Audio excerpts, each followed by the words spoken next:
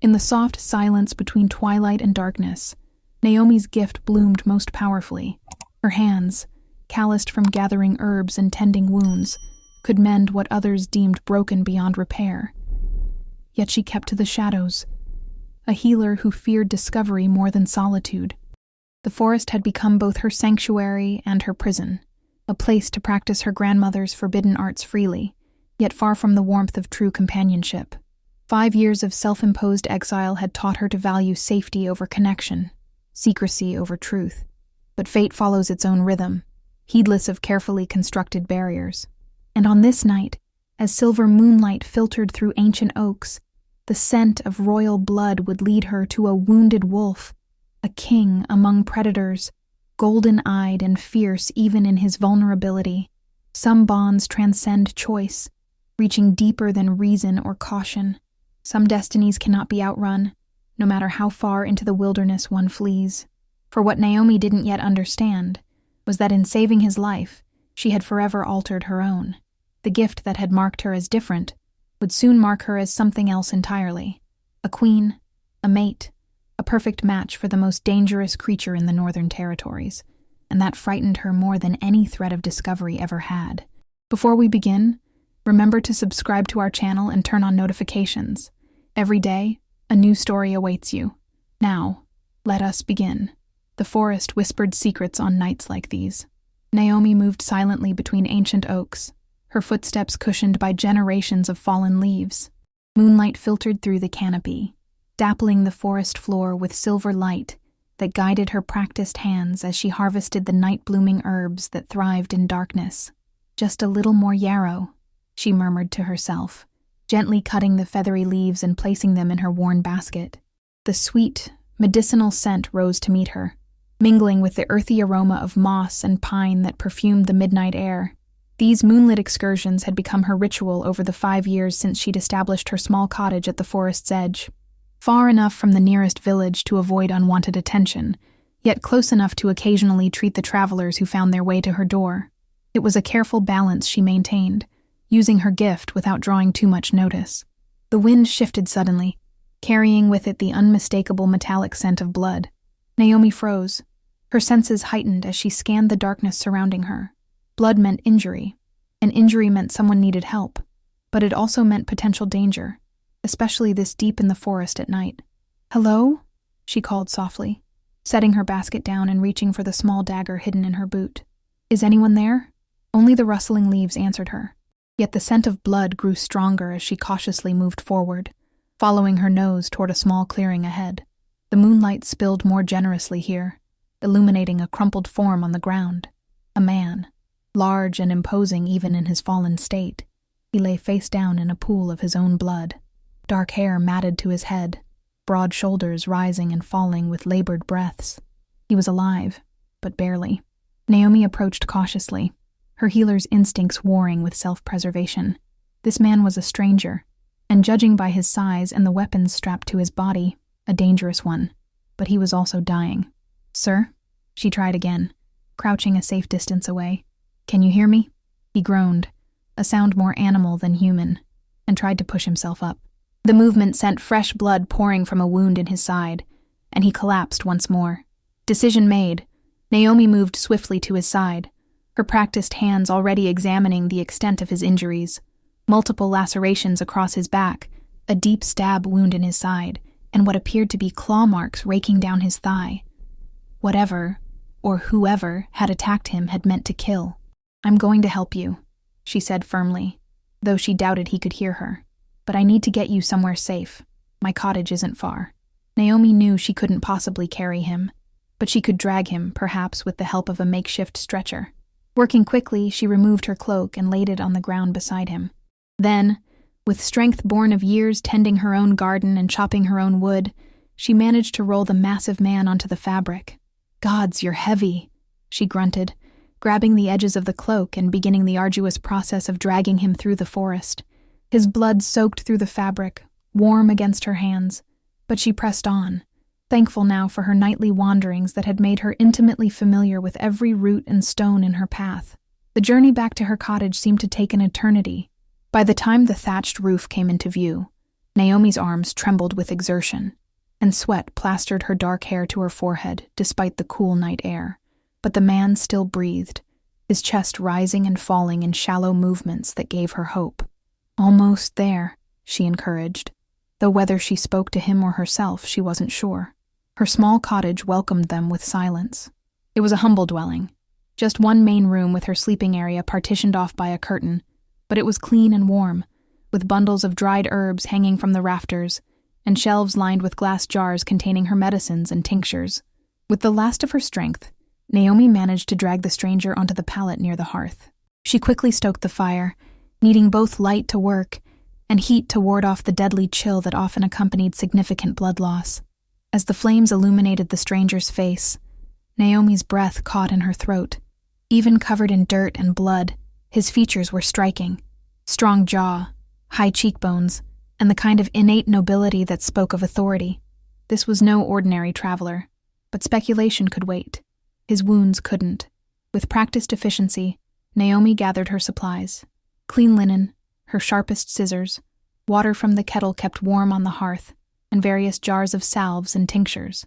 She cut away the stranger's blood-soaked clothing, revealing the full extent of his injuries, and a body hardened by combat, covered in scars that told tales of many battles survived. The wound in his side was the most concerning, deep and still seeping blood. It looked like a knife wound, though something about its jagged edges seemed wrong. Naomi cleaned it carefully, her touch gentle despite her growing fatigue. "This will hurt," she warned the unconscious man, as she reached for a jar containing a thick green paste. It was her strongest poultice, made from yarrow to stop bleeding, comfrey to knit flesh, and a touch of her special ingredient, her own energy, her gift, infused into the herbs as she prepared them. As she applied the poultice, the stranger's body went rigid, a growl rumbling deep in his chest. His eyes flew open, and Naomi found herself staring into irises of molten gold, gleaming with an inhuman light in the fire's glow. Werewolf. The realization should have terrified her.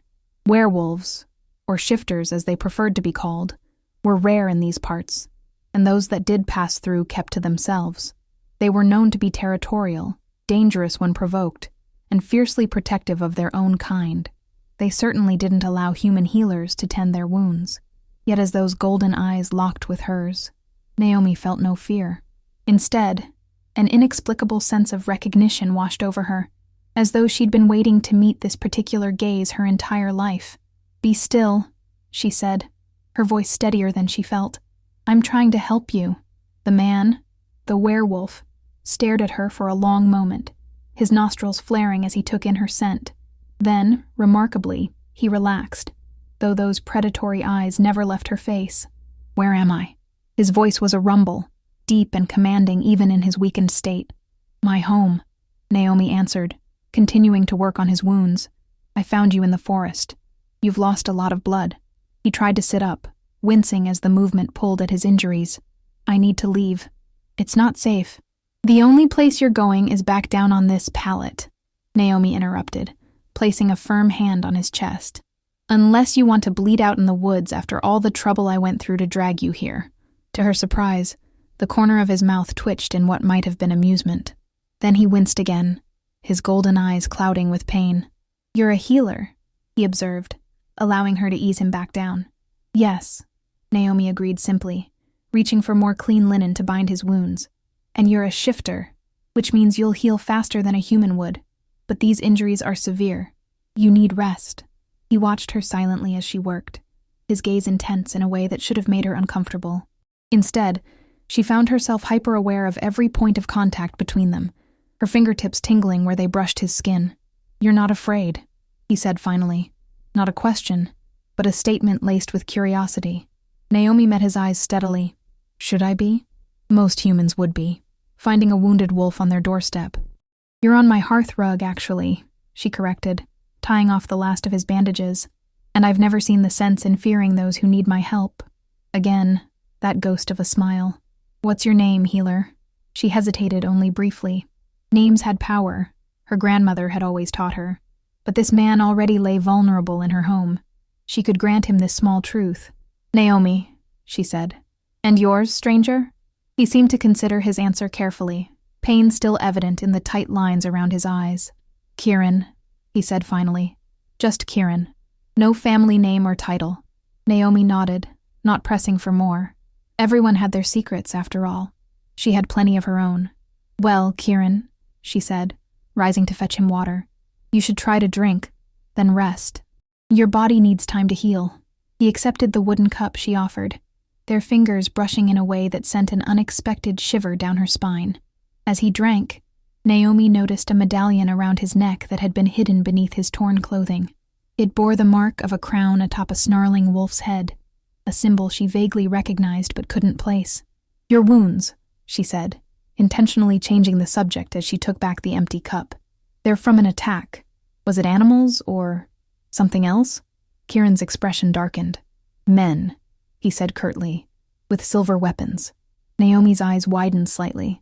Silver was deadly to shifters. Even small amounts could prevent their rapid healing and cause excruciating pain. The fact that Kieran had survived such an attack spoke volumes about his strength. "Hunters?" she asked quietly. "Assassins," he corrected, his voice a low growl that raised the hair on the back of her neck. But they failed. The implications of his words hung heavy in the small cottage. Assassins meant politics, power struggles, enemies with resources. It meant the danger that had found Kieran in the forest might follow him here, to her door. Before she could question him further, Kieran's eyes drifted closed, his body finally surrendering to exhaustion and blood loss. Naomi watched the steady rise and fall of his chest for several minutes, ensuring he had merely fallen asleep rather than lost consciousness again. Satisfied that he was stable for now, she finally allowed herself to feel the bone-deep weariness that came from using her gift. The healing poultice she had applied was infused with her energy, a closely guarded secret that made her remedies work faster and more effectively than ordinary medicines. But it always left her drained, especially after treating wounds as severe as Kieran's. Naomi settled into her chair near the hearth, intending to watch over her patient for a while before seeking her own rest. Outside, clouds had moved in to cover the moon, and the soft patter of rain against the thatched roof created a soothing rhythm.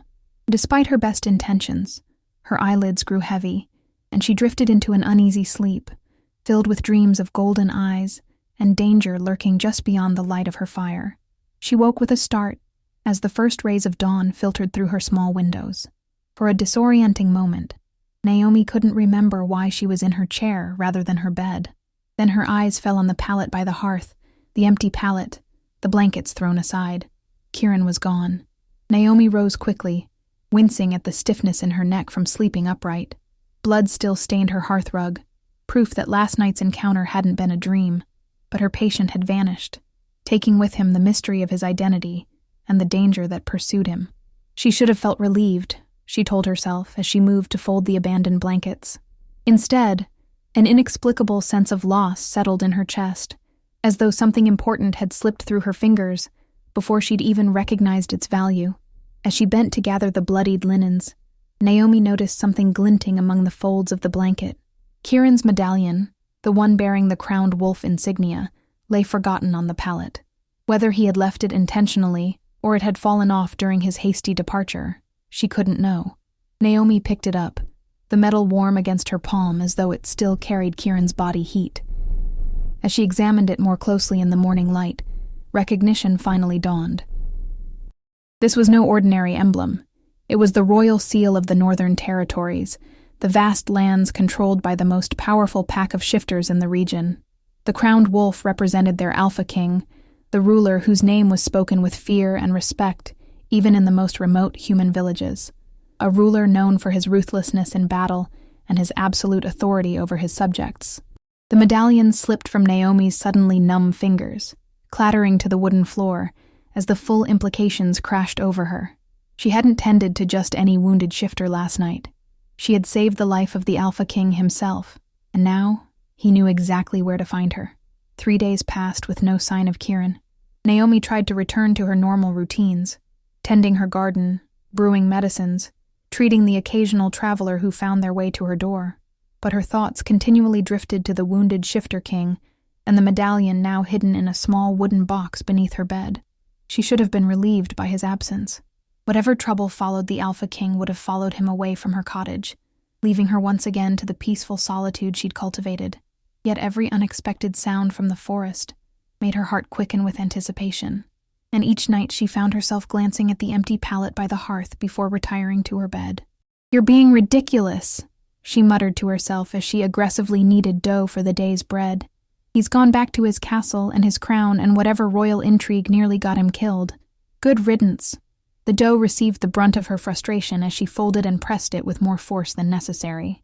Outside, the late afternoon sun cast long shadows through her garden, highlighting the yarrow she'd need to harvest soon, the same yarrow she'd been collecting the night she found Kieran. A sharp knock at her door startled Naomi from her thoughts. She quickly wiped her flour-covered hands on her apron, heart hammering as she moved to answer it. Visitors were rare, especially this late in the day, but it wasn't Kieran who stood on her threshold. Instead, she found herself facing two tall, imposing men in the distinctive leather armor of the royal guard.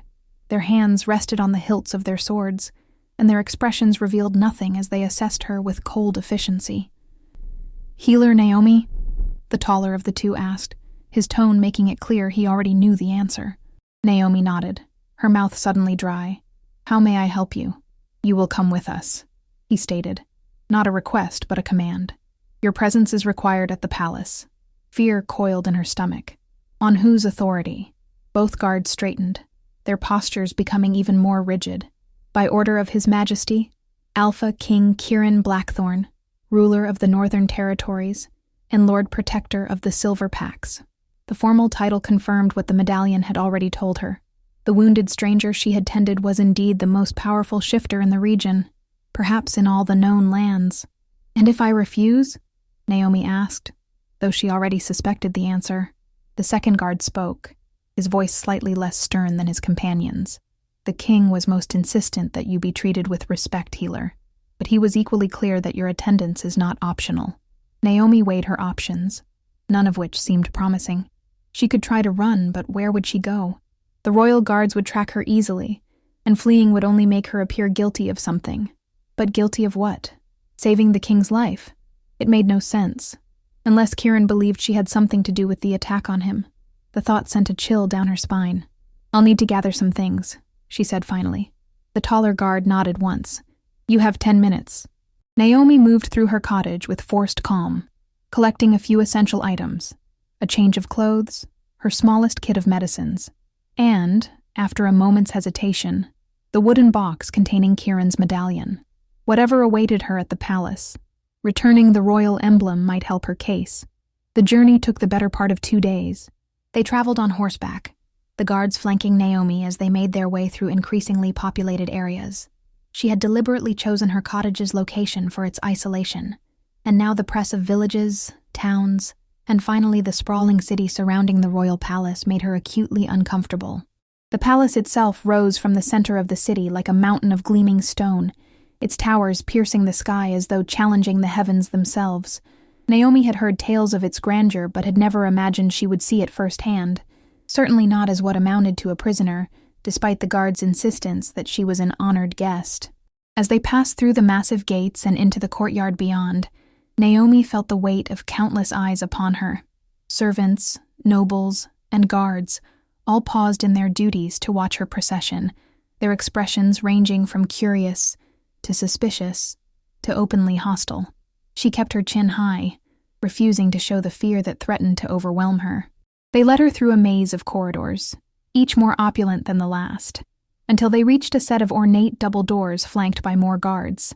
Here, her escort stopped. "You will wait here until summoned," the taller guard informed her, gesturing to a small antechamber off the main corridor. "Someone will bring you food and water. Do not attempt to leave." With that, they left her alone in the richly appointed room, the door closing with a decisive click that told her it was almost certainly locked from the outside. Naomi sank onto a velvet-covered bench, her legs suddenly weak with the release of tension. Around her, tapestries depicting scenes of battle and hunt adorned walls of polished stone. Everything spoke of power and wealth, and the absolute authority of the man who ruled here, the man whose life she had saved, the man who had now brought her to his domain against her will. Time passed with excruciating slowness. A servant did indeed bring food and water, but refused to answer any of Naomi's questions. The small, high windows showed the sky darkening from late afternoon to dusk, and still, no one came for her.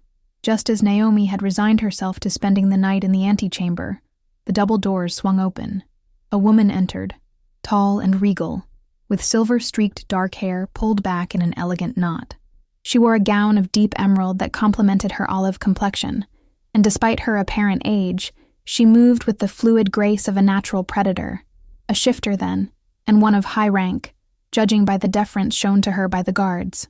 "So," the woman said, her voice cultured and cool, "you are the healer who saved our king."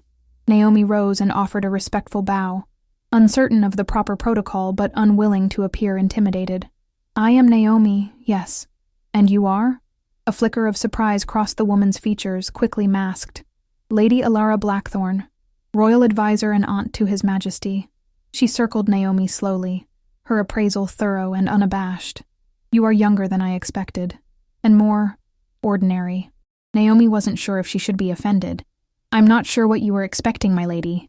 Someone more impressive, perhaps," Lady Arara replied with a dismissive wave of her hand. "Someone worthy of the king's interest." Before Naomi could respond to that puzzling statement, Lady Arara continued, "You will now tell me exactly what transpired between you and my nephew. Every detail, if you please."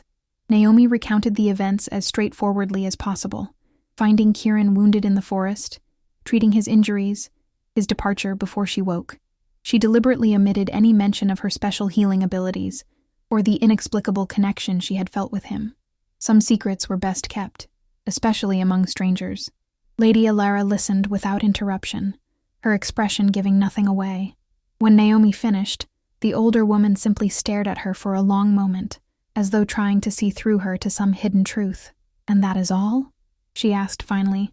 "He said nothing of significance to you? Made no claims?" "Claims?" Naomi echoed, confused. "No. He barely spoke at all, and most of that was in pain, or half-conscious. Something like relief flickered in Lady Alara's eyes. So quickly Naomi might have imagined it. "I see. Well, you have done the kingdom a service, healer, whether you realized it or not. The attempt on the king's life was very nearly successful. Then I'm glad I could help," Naomi said carefully, "though I'm still uncertain why I've been brought here." Lady Alara's smile didn't reach her eyes. "His Majesty wishes to thank you personally, of course. Such loyalty deserves recognition." There was something off about her tone, something that made Naomi's instincts bristle with warning. But before she could press further, Lady Alara was moving toward the door. "You will be shown to guest quarters for the night," she announced. "Tomorrow, you will be presented to the court, and the king will express his gratitude. After that, you will be free to return to your rustic existence." The dismissal was clear in her voice.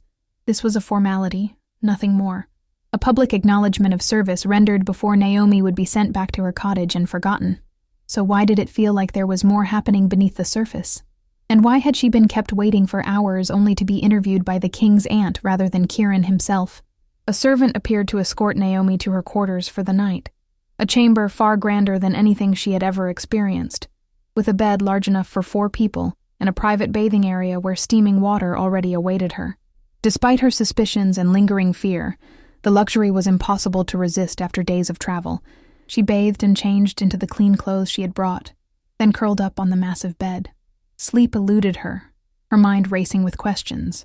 Outside her windows, the palace continued its night rhythms, guards calling to one another, distant music from what must be the great hall, the occasional burst of laughter. It was near midnight when Naomi heard it, a soft scrape at her door, too deliberate to be the wind or a servant passing by. She sat up, reaching instinctively for the small dagger she kept in her healing kit. "Who's there?" The door opened without sound, revealing a hooded figure that slipped into her room like a shadow. Before she could cry out, the figure raised a finger to their lips in a universal gesture for silence, then pushed back their hood. Kieran. He looked dramatically different from the wounded man she had tended in her cottage. Clean and regally dressed in black and silver, his dark hair neatly trimmed, he radiated the power and authority befitting his station. Yet his golden eyes were the same, intense, searching, now fixed on her with an expression she couldn't read. "You should be resting," were the first words out of her mouth, healer's instincts overriding proper protocol. Those wounds weren't trivial. A smile tugged at the corner of his mouth. Is that any way to greet your king, Naomi? She flushed, belatedly remembering her place. Forgive me, Your Majesty. I meant no disrespect. And yet you threatened me with a blade, he observed, nodding toward the dagger still clutched in her hand. Naomi hastily set it aside. I didn't know it was you. No, Kieran agreed, moving further into the room with that same predatory grace she remembered. You expected an assassin, perhaps? Or simply a guard coming to drag you to the dungeons? His perceptiveness was unsettling. Why am I here, Your Majesty? Truly? Kieran stopped a few paces from her bed, his expression growing serious. To keep you safe. There have been developments since our encounter in the forest. Developments, Naomi repeated flatly. Such as the discovery that the attempt on my life was orchestrated by someone within my own court, Kieran replied, his voice hardening. Someone who might not be pleased to learn that a healer interfered with their plans. Cold dread pooled in Naomi's stomach. You think whoever tried to kill you might come after me next? I think it's a possibility I'm not willing to risk, he said. Then, more quietly, not when it comes to you. There was a weight to his words that seemed disproportionate to their brief acquaintance, an intensity that made Naomi's pulse quicken, despite her best efforts to remain calm. She reminded herself that this man, whatever her confusing feelings toward him, was not just a wounded stranger anymore. He was the Alpha King, with all the power and danger that entailed. Your aunt questioned me earlier, Naomi said, changing the subject. She seemed surprised by something. Kieran's expression darkened. My aunt has her own ideas about many things. What did she ask you? She wanted to know if you had made any claims during our time together, Naomi answered, watching his reaction carefully. I didn't understand what she meant. For the briefest moment, something like vulnerability flashed in Kieran's golden eyes. Then it was gone, replaced by his now familiar intensity. There are things you need to know, Naomi, he said, taking another step closer. Things about shifters that humans rarely understand. Such as, Kieran seemed to choose his words with care, such as the fact that we recognize our true mates on sight, or rather, by scent. One encounter is all it takes to know when we've found the one person meant for us alone. Naomi's breath caught in her throat as the implications of his statement sank in. And you think that I know, Kieran said simply. From the moment I opened my eyes in your cottage and saw you bending over me, your hands gentle on my wounds, I knew exactly who you were to me. The world seemed to tilt beneath Naomi. This couldn't be happening. She was a simple healer who had chosen solitude over society, who had built her life around helping others without entanglement. She couldn't be the mate of anyone, least of all the Alpha King himself. That's impossible, she managed to say, her voice barely above a whisper. I'm human. You're a shifter, Kieran finished for her. Yes, it's rare but not unheard of, and it explains why your medicines worked so effectively on me. You're not entirely human, are you, Naomi? She stiffened.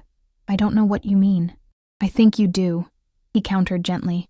I think you've always known you were different, special. Your healing abilities go beyond skill and knowledge. They come from something inside you, something that calls to my wolf in a way I can neither explain nor deny.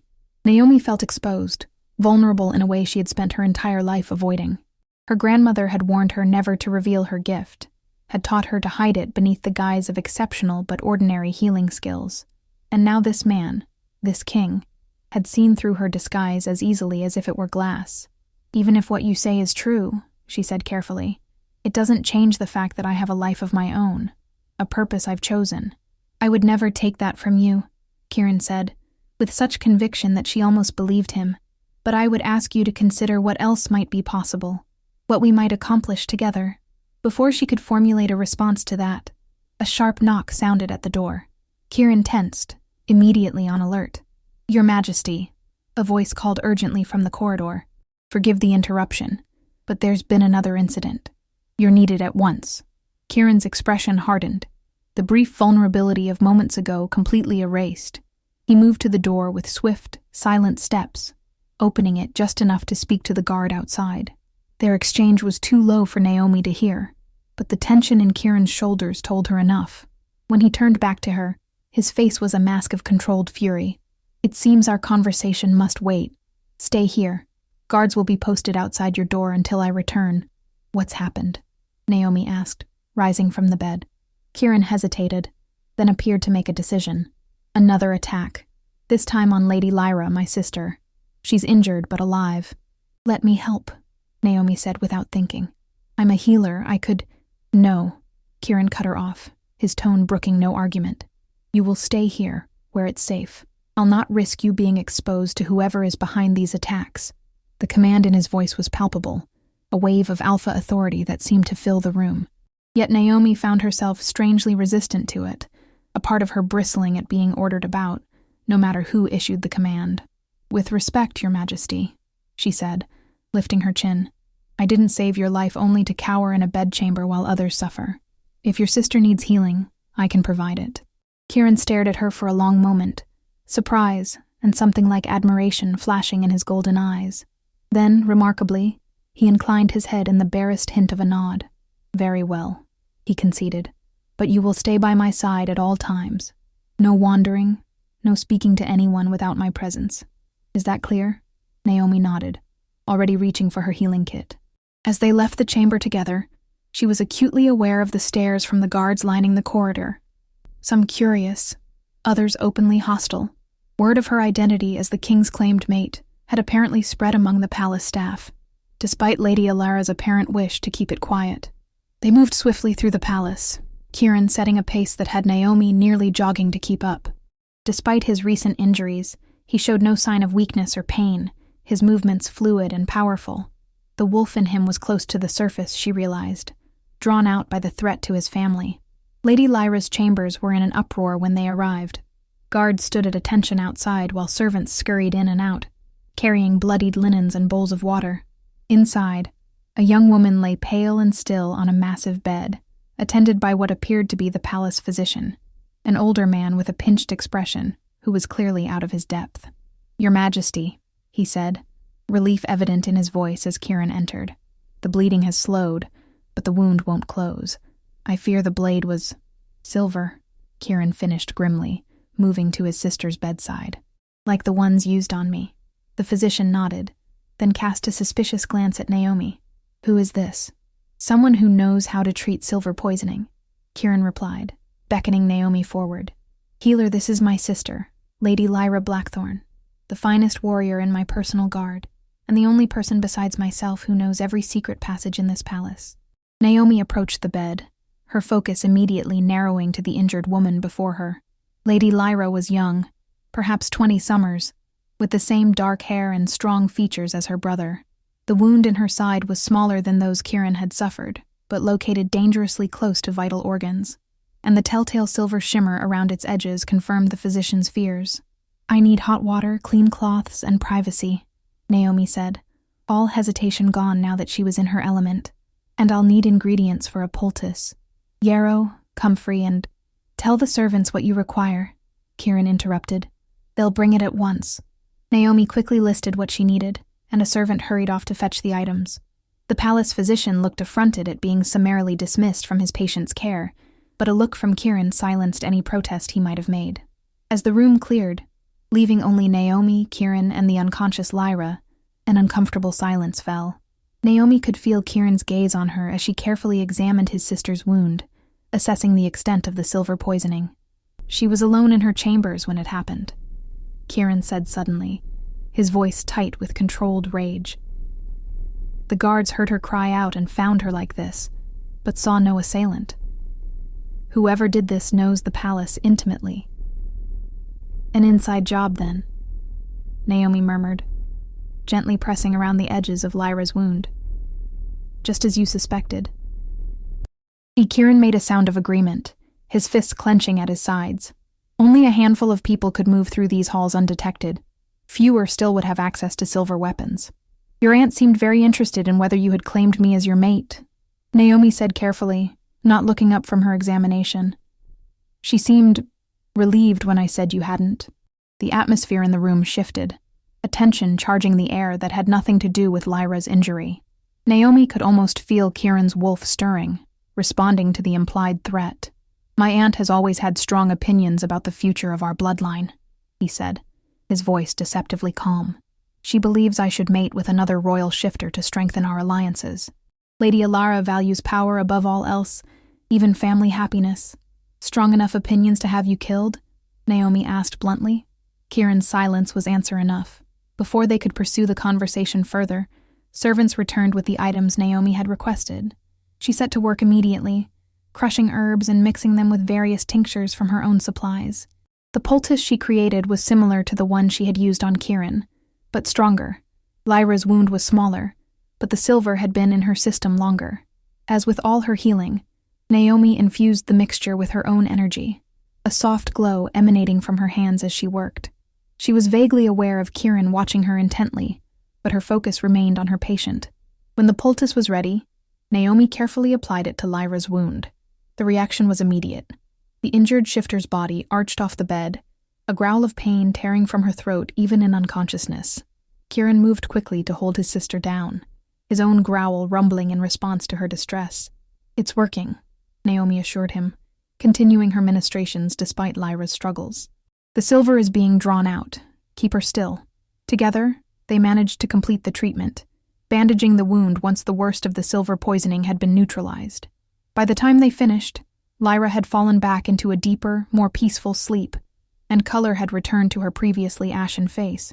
Naomi sat back, suddenly aware of the exhaustion seeping into her bones. Using her gift always drained her, and she had pushed herself to the limit for Lyra's sake. The room swam before her eyes, and she swayed slightly where she sat. Strong hands caught her shoulders, steadying her. "You've done enough," Kieran said softly, his face close to hers. More than enough. She wanted to protest, to insist she was fine, but her body betrayed her. The last thing Naomi remembered was Kieran lifting her into his arms, her head resting against his chest, as darkness claimed her. When she woke, she was back in her own guest chamber, the first light of dawn filtering through the windows. Kieran sat in a chair beside her bed, his posture alert despite having clearly spent the night watching over her.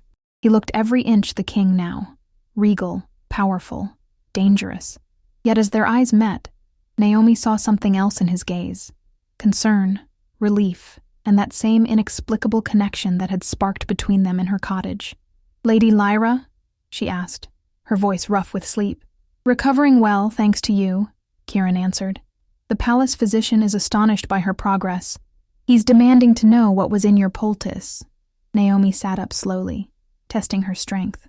The worst of her exhaustion had passed, but she still felt drained. "Did you tell him?" "That would be difficult," Kieran said with a slight smile, "considering I don't know myself, though I have my suspicions." She met his gaze steadily. "Your sister will need another treatment today. The silver poisoning was extensive, and you'll provide it," Kieran agreed. "But first, we need to talk about what happens next." "Next?" Naomi echoed. Kieran leaned forward, his expression intense. "Whoever tried to kill me and my sister will try again. And now they know you're here, know what you mean to me. That makes you a target as well." "I can return to my cottage," Naomi suggested, though the words felt hollow even to her own ears. "Go back to my life. And wait for an assassin to find you there?" Kieran shook his head. "No, there's only one way to ensure your safety now." She knew what he was going to say before the words left his mouth, could read it in the determination etched into every line of his face. "You need to accept the mating bond," he said, publicly, before the entire court. "Today." "Today?" Naomi stared at Kieran in disbelief, her heart hammering against her ribs. "You can't be serious."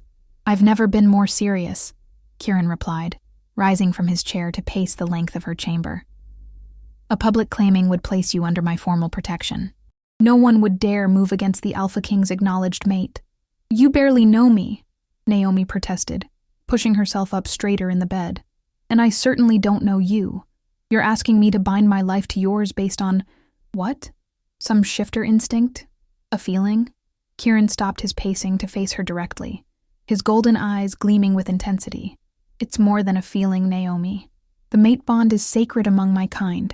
It's recognition of a truth that already exists, whether we acknowledge it or not. A truth for shifters," she countered. "I'm human." "Are you?" Kieran challenged softly. "Entirely human? Because what I saw last night as you healed my sister was something beyond ordinary human ability." Naomi fell silent. Her gift had been her most closely guarded secret for as long as she could remember. Her grandmother had warned her repeatedly of the dangers that would come if others discovered her true nature. The fear, the suspicion, perhaps even violence. Yet Kieran had witnessed her power firsthand and shown no fear, only acceptance. "Even if I'm not entirely human," she said carefully, "that doesn't mean I should rush into a lifelong commitment with a man I met 3 days ago. A king, no less, with enemies powerful enough to attempt regicide." A flicker of what might have been hurt crossed Kieran's face, quickly masked. "You're right, of course. It would be unfair of me to demand such a commitment from you without time to consider." He moved to the window, his broad shoulders tense beneath his royal attire. Outside, the palace was coming to life, servants and nobles beginning their daily routines in the courtyard below. When Kieran spoke again, his voice had regained its regal authority. "I'll have guards escort you back to your cottage today. They'll remain nearby, out of sight, but close enough to intervene should anyone threaten you." Naomi frowned, confused by this sudden change of approach. "And Lady Lyra? You said she would need another treatment." "I'll send for you when she requires it," Kieran replied, still not looking at her. "Or perhaps she's strong enough now that our physician can manage the rest of her recovery." The dismissal was clear, and it stung in a way Naomi hadn't expected. Last night she had been essential. Today, she was being set aside. Was this how it would always be with him? His royal moods dictating her value from one moment to the next? "Very well," she said, sliding from the bed and gathering her few possessions. "I'll prepare to leave at once." Kieran turned then, his expression unreadable. "I thought this was what you wanted, to return to your life." "It is," Naomi agreed, though the words tasted false on her tongue. "But I would have expected the mighty Alpha King to put up more of a fight for his destined mate." A dangerous growl rumbled from Kieran's chest, his eyes flashing with a sudden wildness that reminded her of exactly what he was, not just a king, but a predator. "Be careful what you wish for, little healer. My control has limits, especially where you're concerned." Their gazes locked in silent challenge, the air between them charged with an energy Naomi could neither name nor deny. It pulled at something deep within her, something that recognized him on a level beyond rational thought, something that wanted to step closer, not away. A sharp knock at the door broke the moment. "Enter," Kieran commanded, his voice rough.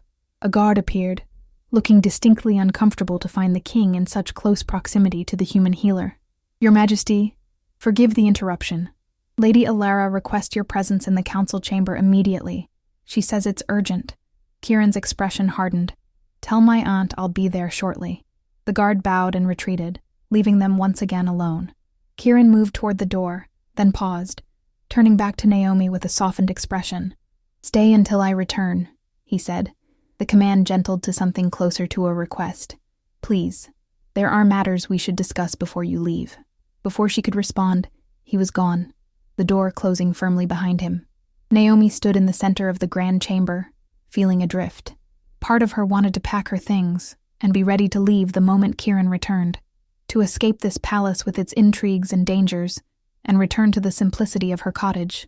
But another part, a part that grew stronger with each passing hour, whispered that perhaps her true place was here, beside the man who had recognized her as his mate. The man who, despite his royal arrogance, had looked at her with a vulnerability that spoke of genuine need. Restless, Naomi moved to the window, gazing out at the sprawling palace grounds. From this height, she could see beyond the courtyard to the city beyond, and further still to the distant forests that marked the boundaries of the northern territories. Somewhere out there was her cottage, her garden, her peaceful solitude, a life that suddenly seemed smaller than it had before. A soft sound from the corridor outside her chamber drew Naomi's attention. Not footsteps, but the whisper of fabric against stone, someone moving with deliberate stealth. Her instincts prickled with warning. Naomi reached for her dagger, but before she could grasp it, the door swung open. Lady Arara stood in the doorway, her elegant features set in a mask of cold determination. Behind her loomed 2 of the royal guards, their expressions equally grim. "Lady Arara," Naomi said, struggling to keep her voice steady. "I thought you were meeting with the king." "A necessary deception," Arara replied, closing the door behind her. "I needed to speak with you privately, without my nephew's interference." Naomi took a step back, her pulse quickening. About what matter? About your future, of course, Lyra said, her smile not reaching her eyes. Or rather, the lack thereof. The threat was unmistakable. Naomi glanced at the guards, noting their hands resting on the hilts of their swords. Silver swords, she had no doubt. The king won't be pleased if you harm me. Arara laughed, the sound brittle and cold. Harm you? My dear girl, I'm offering you a chance to survive. Leave the palace. Leave the northern territories altogether. Never return or speak of what transpired here. And if I refuse, then I'll be forced to do what I should have done the moment Kieran brought you here, Arara stated calmly. Eliminate the threat you pose to everything we've built. Understanding dawned with sickening clarity. It was you, Naomi breathed. You arranged the attack on Kieran in the forest, and on Lady Lyra last night. Regrettable necessities, Arara confirmed, her composure never wavering. The bloodline must remain pure. A human mate, or worse, a half-breed like you, cannot be permitted to taint the royal line. Naomi's mind raced. She was trapped, outnumbered, with no weapon and no allies nearby. Her only hope was to keep Arara talking until Kieran returned. If he returned. You're willing to kill your own family for the sake of bloodline purity? She asked, edging toward the window. Perhaps she could signal someone in the courtyard below. For the future of our people, Arara corrected. Kieran is young, impulsive, governed by instincts rather than reason. He would sacrifice generations of careful breeding for a fleeting attachment to a forest healer. The older woman moved closer, her movements graceful despite her apparent age. I took no pleasure in ordering the attack on my nephew, but he left me no choice. He rejected every suitable match I presented, insisting that when he found his true mate, he would know. And then he found you. The disgust in her voice was palpable. One of the guards shifted uncomfortably behind her, and Naomi realized not everyone shared Lady Alara's convictions. There might be hope yet. The king clearly believes I am his true mate, Naomi said, raising her voice slightly in hopes that someone in the corridor might hear. Would you deny him that happiness? That bond? I would deny him a weakness that our enemies would exploit without hesitation, Arara snapped. This is not about happiness, girl. It is about survival, about strength, concepts a human could never understand. And yet you failed to kill him? Naomi pointed out. Twice now. Perhaps your convictions aren't as strong as you believe. Alara's composure slipped for the first time, a flash of genuine anger crossing her aristocratic features. I won't fail again. She nodded to the guards, who stepped forward with obvious reluctance. Take her to the east gate. Make it look like she fled of her own accord. Then deal with her, permanently. Lady Arara, one of the guards protested. The king specifically ordered. The king is compromised. Arara cut him off coldly. I am royal advisor and protector of the bloodline. You will do as I command, or face the consequences of treason. The guards exchanged glances, their internal struggle visible in their hesitation. Naomi seized the moment of uncertainty. If I truly am Kieran's mate, she said, addressing the guards directly, then moving against me is moving against your Alpha King. Is that a risk you're willing to take? The older of the two guards squared his shoulders. My lady, we cannot. His words were cut short, as Arara moved with shocking speed, drawing a concealed dagger and plunging it into the guard's throat. He collapsed to the floor, blood spurting from the fatal wound, as his companion shouted in alarm. Traitors! Arara snarled, already turning toward Naomi. I'll deal with this myself. Naomi backed away, frantically searching for anything she could use as a weapon. The remaining guard stood frozen in shock, clearly torn between duty to the royal advisor and horror at what she had done. Help me, Naomi cried, locking eyes with him. She's the traitor. She tried to kill the king. The guard's hesitation cost him his life. Arara struck again, her movements unnaturally fast for one her age. The second guard fell beside his companion, his expression one of stunned betrayal. No witnesses, Arara said coldly, turning to Naomi with the bloodied dagger still in her hand. No loose ends. Naomi retreated until her back hit the window, her options exhausted. Kieran will know it was you, she said desperately. He'll never forgive this betrayal. My nephew will grieve his human mate, struck down by unknown assassins, Arara replied, advancing steadily. And in time, He will see that I was right, that I saved him from his own weakness.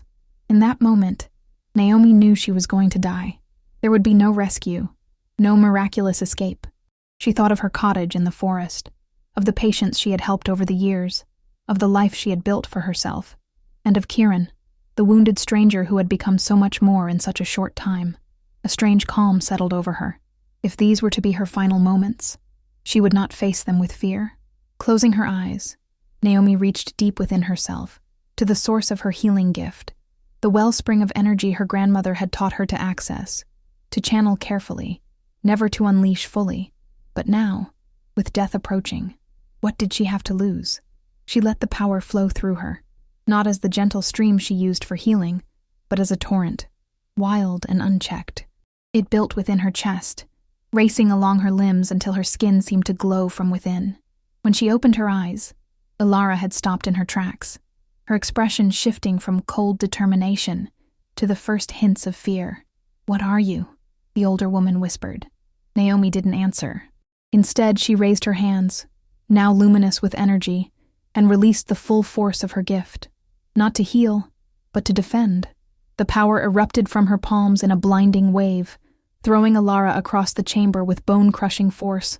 The royal advisor hit the far wall with a sickening crack before crumpling to the floor, her dagger skittering away across the stone.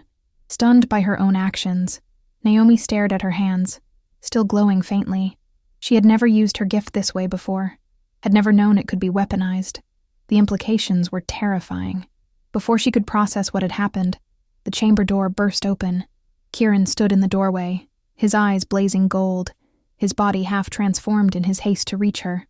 Behind him stood royal guards with weapons drawn, and behind them, Lady Lyra, pale but upright, her own eyes gleaming with the same golden light as her brother's. Kieran took in the scene in an instant. The dead guards, Ilara's crumpled form, Naomi standing by the window with hands still aglow. "Naomi," he breathed, relief and confusion warring in his expression as he moved swiftly to her side. "What happened here?" Before she could answer, a weak laugh came from where Arara lay. The royal advisor pushed herself up, blood trickling from the corner of her mouth, her elegant gown torn and stained. "She showed her true colors, nephew," Arara rasped. "The power she's been hiding. Not human after all, is she? Not shifter either. Something else entirely." Kieran growled, stepping protectively in front of Naomi. "You orchestrated the attacks. On me, on Lyra." It wasn't a question, but Arara answered anyway, her voice growing weaker by the moment. "For the good of our people, our bloodline. She will weaken you, weaken our pack. Can't you see that?" "I see a traitor who raised a hand against her alpha and his chosen mate," Kieran replied, his voice deadly calm. "A crime punishable by death under our oldest laws." Ilara's lips twisted in a pained smile. "Then pass your sentence, Alpha King. But remember my warning when your enemies exploit your human weakness." Kieran stepped forward, his shoulders set with grim purpose, but Naomi caught his arm. "Wait," she said softly. "There's been enough death today." He looked back at her, surprise evident in his expression. "She tried to kill you. Would have killed you if not for your power. And I've stopped her," Naomi replied, moving to stand beside him rather than behind him. "Let justice be served, not vengeance." Something shifted in Kieran's gaze. Respect, perhaps, or understanding. He nodded once, then turned back to Arara. "Take her to the dungeons," he commanded the guards. "She will face formal judgment before the full council tomorrow." As the guards moved to obey, lifting the weakened Arara between them, Kieran turned his attention fully to Naomi. His hands came up to cup her face, his touch infinitely gentle despite the power she knew he possessed. "Are you hurt?" he asked, his eyes scanning her for any sign of injury. Naomi shook her head. "No, but I did something I didn't know I could do." "I saw," Kieran said quietly. "Your power is remarkable, Naomi, but it changes nothing about how I feel toward you." His sincerity was unmistakable, his golden eyes holding hers with an intensity that made her breath catch. In that moment, all her doubts and fears seemed smaller, less significant than the connection humming between them. "You called me your chosen mate," she said, remembering his words to Arara. "Is that true? Have you chosen me, despite knowing so little about what I am?" Kieran's smile was slow and warm, transforming his regal features into something more approachable, more human. I chose you the moment I saw you, little healer. And nothing, not politics, not tradition, certainly not my aunt's scheming, will change that choice. Behind them, Lady Lyra cleared her throat, a hint of amusement in her voice despite the gravity of the situation. Perhaps we should continue this conversation somewhere with fewer dead bodies, brother. Kieran didn't look away from Naomi as he replied, "Leave us, Lyra, and ensure we're not disturbed." The young warrior rolled her eyes but complied, closing the door behind her. Alone with Kieran once more, Naomi found herself suddenly uncertain, hyper-aware of his proximity and the intensity of his gaze. "Your aunt wasn't entirely wrong," she said softly. "I am different. My grandmother had the same gift, the ability to channel energy for healing. She taught me in secret, warned me never to reveal my true nature. Because humans fear what they don't understand," Kieran guessed. Naomi nodded. "And because those with power often seek to control it, to use it for their own ends." "Is that what you fear from me?" Kieran asked, his voice gentle despite the directness of the question. "That I wish to control your power? To use you?" "I don't know what to fear anymore," Naomi admitted. "Everything I thought I knew about my life, my future, has been upended in the span of 3 days." Kieran took her hands in his touch warm and steady. "Then perhaps it's time for new certainties, new truths." He drew her closer, his eyes never leaving hers. "Here is my truth, Naomi. I love you, not for your power or your healing gift, though both are remarkable. I love your courage, your compassion, your willingness to face death rather than abandon those who need you." His words washed over her, resonating with something deep within her that had recognized him from the first moment they met.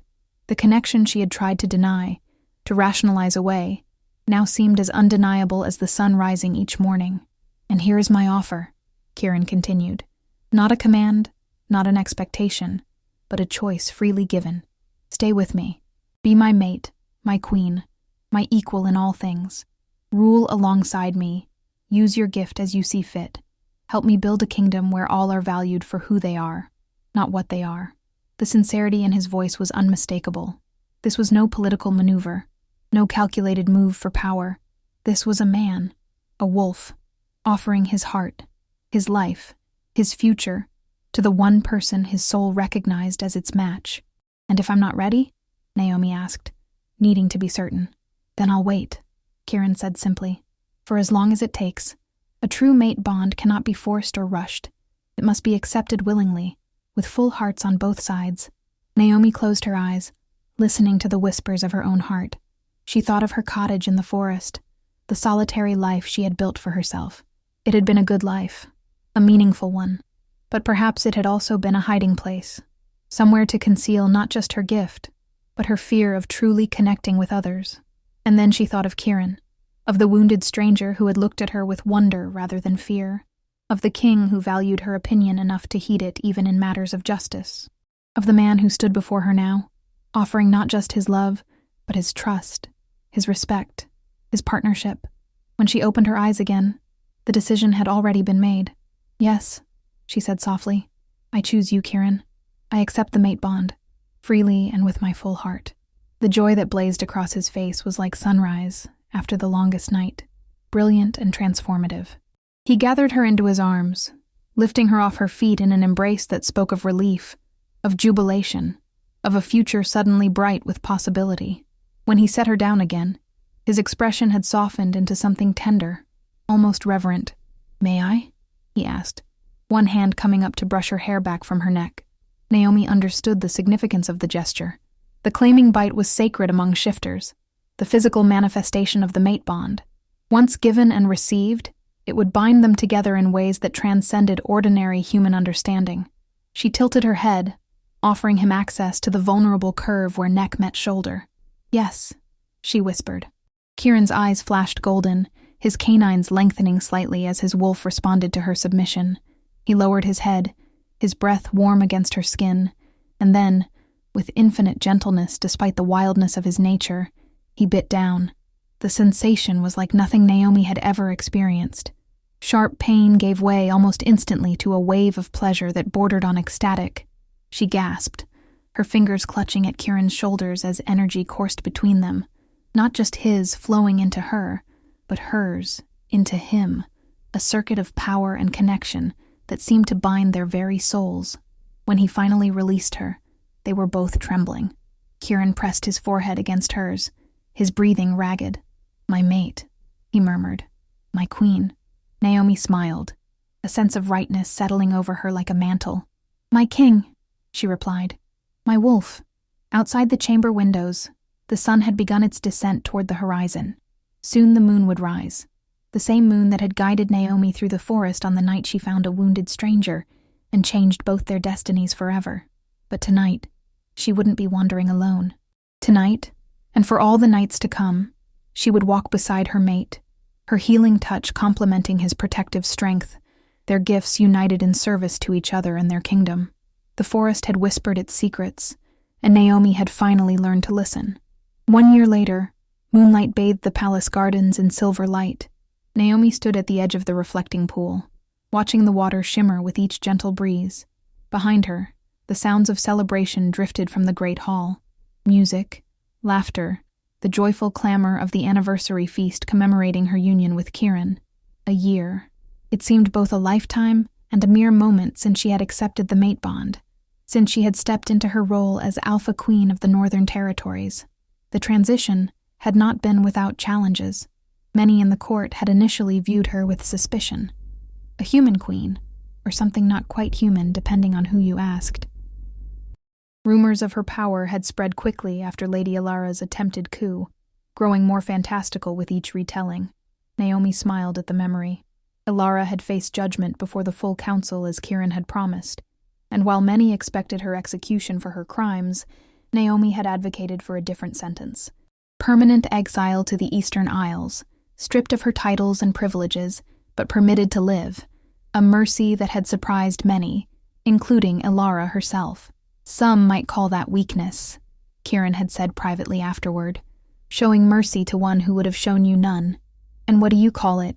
Naomi had asked.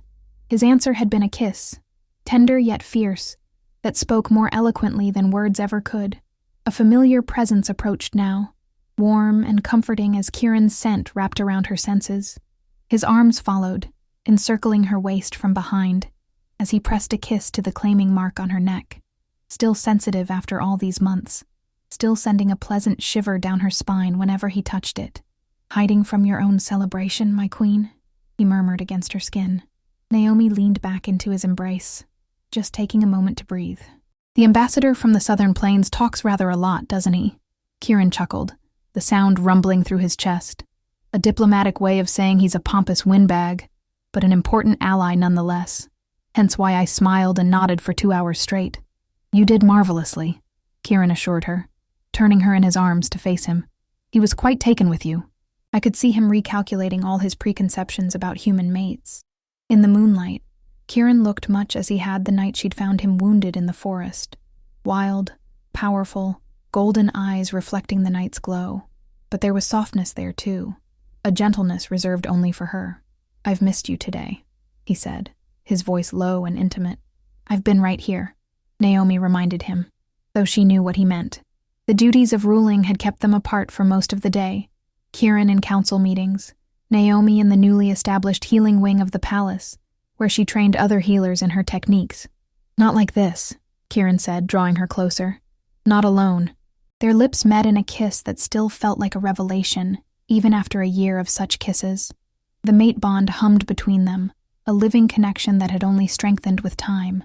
Through it, Naomi could sense Kieran's emotions, his contentment, his pride in her, the ever-present desire that kindled whenever they touched. When they parted, Naomi reached up to trace the lines of his face. "Do you ever regret it? Mating with me instead of forming a political alliance as your aunt wanted?" Kieran caught her hand, pressing a kiss to her palm. "Never. Not for a single moment." His sincerity washed over her through their bond, absolute and unwavering. Naomi smiled, reminded once again of how fortunate she was to have found this man, this love. "Besides," Kieran added with a hint of mischief, "it turns out you were quite the political asset after all. 3 new treaties signed this year alone, largely thanks to your diplomatic skills. And the fact that no one wants to risk offending a queen who can supposedly throw people across rooms with a wave of her hand," Naomi said wryly. The stories of her confrontation with Lady Arara had grown increasingly exaggerated over time, despite her attempts to downplay what had happened. "There is that," Kieran agreed, his smile widening. "Though I notice you haven't done much to correct those particular rumors." "A queen needs her mysteries," Naomi said primly, then laughed at his expression. "Besides, the truth is strange enough. I'm still learning what I'm capable of." Under Lyra's enthusiastic encouragement, Naomi had begun exploring the offensive capabilities of her gift, not to harm, but to protect. She could now create shields of energy that could deflect weapons, including silver ones, a useful skill for the mate of a king with enemies. "Speaking of mysteries," Kieran said, his tone shifting to something more serious, "the scouts returned from the western border today." Naomi tensed slightly. For months, there had been rumors of strange occurrences in the west, unexplained disappearances, livestock found drained of blood, shadows that moved against the direction of the sun. What did they find? "Evidence of magic," Kieran said grimly. "Dark magic, similar to what my aunt dabbled in but far more powerful, and signs that whatever is responsible is moving steadily eastward, toward our territory."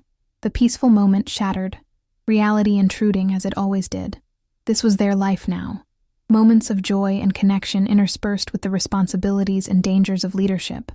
"We'll face it together," Naomi said with quiet certainty. "Whatever it is." Kieran's eyes softened as he gazed at her. "Together," he agreed. "Always." From the great hall came a sudden increase in volume, voices calling for the king and queen to return, to lead the traditional full moon dance that would culminate the evening's festivities. "Duty calls," Naomi sighed, though her smile remained. "Shall we?" Kieran offered his arm with exaggerated formality. "My queen." As they walked back toward the celebration, Naomi reflected on how far she had come from the solitary healer in her forest cottage. She had found not just a mate, but a purpose greater than she had ever imagined, using her gift openly to help both shifters and humans, building bridges between communities that had long viewed each other with suspicion and fear. The path ahead would not be easy. There would be challenges, dangers, moments of doubt. But as she entered the great hall on Kieran's arm, meeting the warm gazes of those who had become not just subjects, but friends, Lyra, now fully recovered and serving as captain of the royal guard, the elderly physician who had initially resented but now revered her healing knowledge, even some of the nobles who had once viewed her with skepticism, but now sought her counsel. Naomi knew with absolute certainty that she was where she belonged. Under the same moon that had guided her to a wounded stranger in the forest, Naomi took her place beside her mate, her king, her wolf, ready to face whatever the future might bring, together. If you enjoyed this story, a like or comment really helps. And if you wish to hear more tales like this one, make sure you subscribe so you never miss the next tale.